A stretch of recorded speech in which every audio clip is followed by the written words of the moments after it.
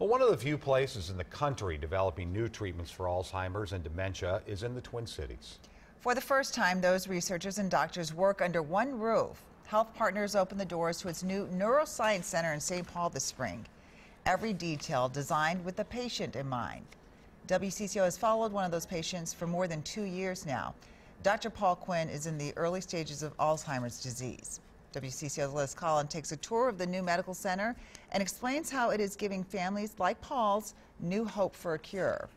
I can't notice a significant difference. Paul Quinn always comes across somewhat hopeful in his assessment of his condition. What about other daily things? As he's confronted what's called mild cognitive impairment for the last 3 years. Paul and his wife Peg visit today for the results of his annual cognitive review. I'm going to project the results on the screen to see if his diagnosis has changed, if his memory disorder has fully developed into Alzheimer's disease.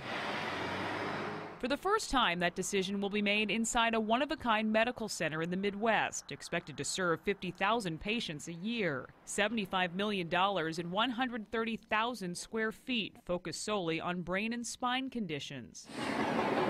There are finishes to help dementia patients feel more comfortable, like large exam rooms and an open floor plan. Locations are marked with something other than numbers, which can be hard for patients to recall. They suggested that we have 2 ways of identifying, so we did a color and we did a letter at each neighborhood. But the biggest breakthroughs happen in the basement. Here we are testing a number of different treatments for brain disorders. It's where Senior Research Director William Fry is on the front lines of testing medicine, like a nasal spray that injects insulin into the brain. The things that we discover here, like our intranasal insulin treatment that improves memory in people with Alzheimer's, is actually in human clinical trials on the 3rd floor of this very building. How are you? Paul Quinn is part of another clinical trial developed by the same team that involves taking a pill each day. I'm hopeful that the trial I'm in will make a difference. It's part of a routine that for the most part he still keeps up himself. Every day we wake up and we're both still there and we're both still fine, and we just keep on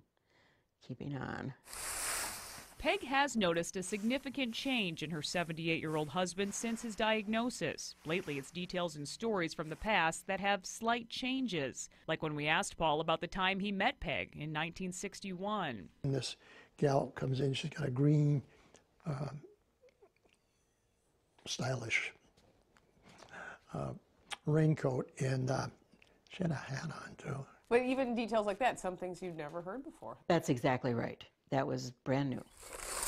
Subtle changes to Paul's long-term memory worry his family, since his short-term memory is barely there, even when it comes to relatives' names. You had some more problems coming up with naming things, but it wasn't enough to kind of really shift things dramatically. Back to Paul's latest checkup. Half the patients with mild cognitive impairment develop Alzheimer's or another form of dementia within 5 years of the diagnosis. I think you're more or less stable with a little bit worsening, but I would still call this mild cognitive impairment based on what you're telling me. Dr. Michael Rosenblum explains how Paul's function overall is good, since he's still able to do things like cook and drive. It is that function that determines whether or not they have MCI versus Alzheimer's disease. Oh, this is so beautiful. It's the question that keeps the Quinns planning for the future, yet focused on living each day. Why would you just give in to something that may be inevitable before you need to? Keep on